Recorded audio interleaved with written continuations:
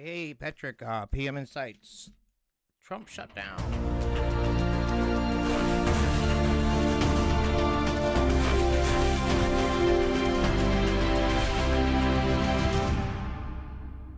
The Trump shutdown. This is Patrick, PM Insights. How you been? President Trump, they're calling it the Trump shutdown. The government has been shut down. Budget, no budget. Could not come up with a budget to the Democrats, Republicans, and Trump. And the Republicans are calling it Schumer shutdown, and the Democrats are calling it the Trump shutdown. Well, there's blame on both sides. I don't trust the Republicans to wait any longer on this. They've been delaying it. You can't trust the Republicans when it comes to the immigration issue. And you can't trust Trump because Trump is the one who promised he would take care of this, and he's not going to now. Or he's not going to do anything unless he gets the wall. Okay, so like I say, there's a little bit of blame on both sides, of course, but not like they could have worked this out. It didn't have to be like this. It's Trump's fault because he kept throwing on the table that he wants that fucking wall that he promised that we would not pay for. He wants $12 billion. You campaigned on a promise that you cannot deliver. This is one of your big punchlines at these rallies. Who's going to pay for it? USA. Turns out it's going to pay for it. So blame it on him. Him and that stupid wall. The wall that he promised that we wouldn't pay for. But now we're paying for it. And now the kids from DACA immigration is being held on the sidelines, being sidelined because of the stupid issue of a wall that we don't even need. $12 billion. You just gave $300 billion or $1 trillion, $1.5 billion to Wall Street, for the tax cuts. Should have snatched $1 billion or $2 billion out of there for your stupid wall. So blame it on Trump. When they had a shutdown in 2013, when Obama was president, this is President Trump on Fox and Friends. They are so lame. Fox and Friends, they are so fucking lame. All right, Trump spoke to Fox and Friends 2013, was asked about who would be fired during a government shutdown, as shown in a clip posted by Morning Joe. Well, this is Trump.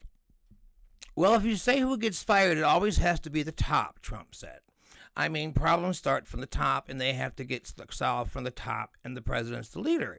And he gets to get everybody in a room, and he's got to lead.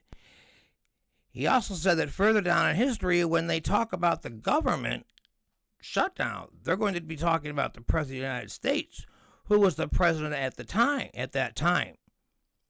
They're not going to be talking about who was the head of the House, the head of the Senate, who's running things in Washington, Trump said. Well, that's you now, fuckhead.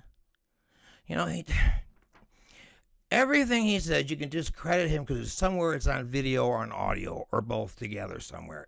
He forgets. He says things and now we catch you in a lie. Okay. But yeah, that was you then. When this was just like when you used to tweet about Trump, Obama, when he golfed too much. Well, no, you got him beat on that one, sister. Okay? All right. So when he talked to the president of Mexico, he had, because he's, been saying all along they were going to pay for it. And when the president of Mexico, Peña Nieto, told him, no, we're not going to. And he was telling the people of Mexico and his people that they were not paying for that wall. Why should we pay for that wall? So in a phone call to Peña Nieto on January 27th, Trump asked him to knock it off. Stop talking about not paying for the wall. If you are going to say that Mexico is not going to pay for the wall, then I do not want to meet with you guys anymore because I cannot live with that. Trump also said he had to push for Mexico to pay for the wall because he had promised it for so long. I have to have Mexico pay for the wall. I have to, he said. I have been talking about it for a 2-year period. That almost sounds like groveling. That almost sounds like groveling to me. I don't know whatever your description of groveling is. And then you've got Mitch McConnell, good old bitch McConnell. My friend John calls him. I like that. Bitch McConnell, that sturdy Ryan, and Paul Ryan, both of them, they're both birds of a feather. They're slime son of a Paul Ryan, ever since he was in college, swigging beer out of a keg. He can't wait. He couldn't wait to get into some kind of position to take away entitlements from the poor that don't work. He said that. That's what his goal was. That's what his goal is. As soon as everything settles down from this, he's going to go right into cutting back on Medicare, Medicaid, and Social Security. Those are the biggest drains on our budget. Really? You just gave $1.5 trillion, and you can't afford the Medicaid that comes out of the taxes that we pay. So Social Security comes out of the tax. I think Medicare does too. It comes out of the taxes that we pay. We pay into Medicare. All that. But it is true. We do pay taxes for those things. Like Social Security tax. Except unless you're rich, then you don't pay any. So anyway, they're up there crying that, because look at the Democrats, they're putting in jeopardy. Okay, we're putting in jeopardy all the military that we're not going to get built. Yeah, I know we have a strong military, but we have to make it stronger, and we will. But I don't think they're destitute right now. If DACA can wait another month, why can't the military? We've gone this long. I hate to say that. I don't mean that. We need to be secure. We do. So they're both fucking with that. Trump fucking with that. Republicans, Democrats, they're both fucking with the you're both holding the military up for something that could be so easy to solve. But like I said, Democrats can't trust the Republicans to hold off and wait. We'll do it in a month. No, you won't. You're supposed to use enough of this CR. They keep piling it back. Resolutions.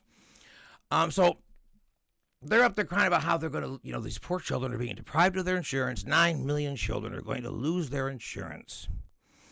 Paul Ryan, this is maddening.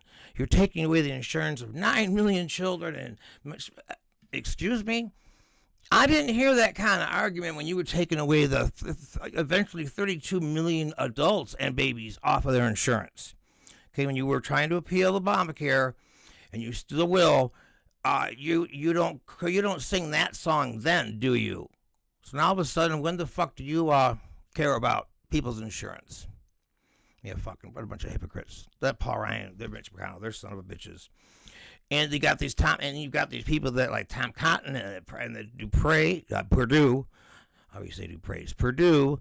Purdue with the beautiful toupee from Florida, I think. Those two, they're such the ones that snuck into that one meeting with Trump when Trump changed his mind. Because and then Trump changes his mind, and then after he hears this thing from the bipartisan one between Dick Durbin and Leslie Graham.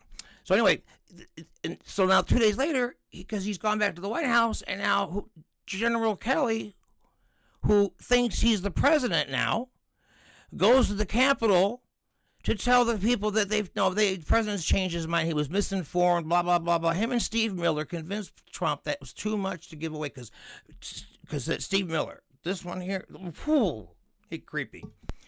He's the son of a bitch as far as immigration. He's a hateful, racist, bigoted person. He's been in high school. He ran for student council on an anti-Mexican platform. True. And Kelly is another ideologist, far right-wing ideologist. He immigration. So he's there, but he now all of a sudden they're president and vice president. They're telling Trump what to do. He goes down to Capitol Hill and tells them what president. I'm sorry, you're not the president. But we don't have a president. That's just it. Because they're telling him what to do. He's totally being controlled by whatever the last person. Everyone says this, and it's got to be true. The last person he heard from is the last person what he's going to hear, listen to, and do.